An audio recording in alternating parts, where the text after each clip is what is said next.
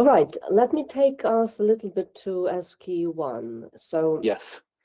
there's a lot of law to study, especially, I mean, I don't know if you are qualified in Romania. Possibly you are not, since you have to sit the second exam. No, I'm not. I'm just English qualified. I trained in the UK. But still, I mean, it doesn't matter, to be honest. Did you mention that you did study law in the UK, right? You did. Yeah. What kind of degree have you obtained? I just a normal LLB, bachelor's. But not LPC. You haven't done LPC. So No. so those actually 5 areas of law that are assessed in SQE2, those are LPC subjects, something which we don't really cover in LLB. Maybe a little bit business law to some extent. So we would say you had to study 5 areas of law from scratch and deeply revise something from what you have covered during your LLB.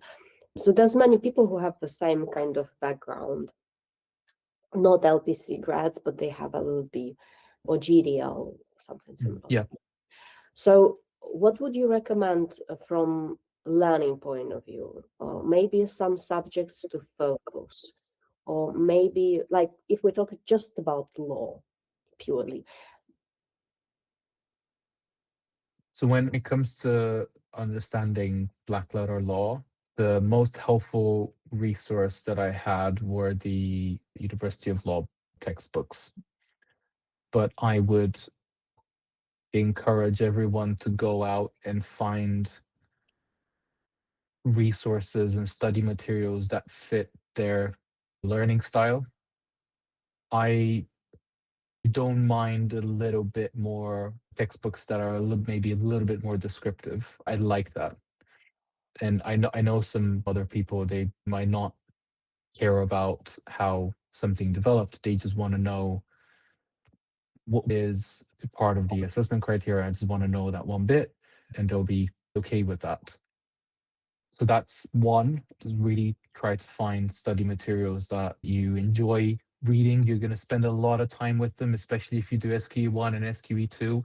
I think I ended up towards the end of SQE2, if I picked the business textbook, I knew where to open it to see, I don't know, partnerships, like right about here, boom, partnerships. So you end up spending a lot of time with your materials across both exams, and it's really important that you like them, that you understand them, and you're going to get really close with them.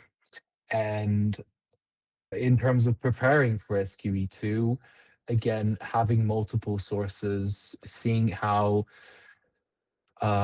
different providers phrase questions was also really useful for me.